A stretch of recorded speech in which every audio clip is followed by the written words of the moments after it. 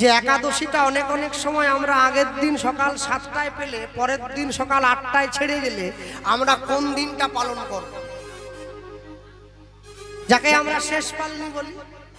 শেষ পালনি শব্দের মানে কি? মানে একটুখানি লেগে থাকবে, বাকিটা ছেড়ে যাবে, আমরা পালন করব, এই তো শেষ পালনি। তাই জন্য বলে এখানে একটা ব্যাপার আছে। ব্যাপারটা মানে কি, দেখবেন আমরা পূর্ণিমাটা ওইভাবেই পালন করি। আগের দিন থাকে, পরের দিন একটু ছেড়ে যায়, সেদিন ঠাকুর মশাই আসে, কীর্তনের দল সেদিনই আই।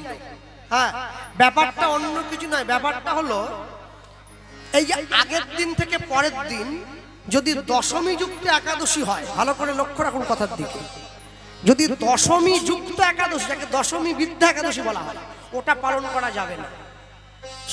তাহলে একাদশী ছেড়ে যাচ্ছে, অর্থাৎ মহা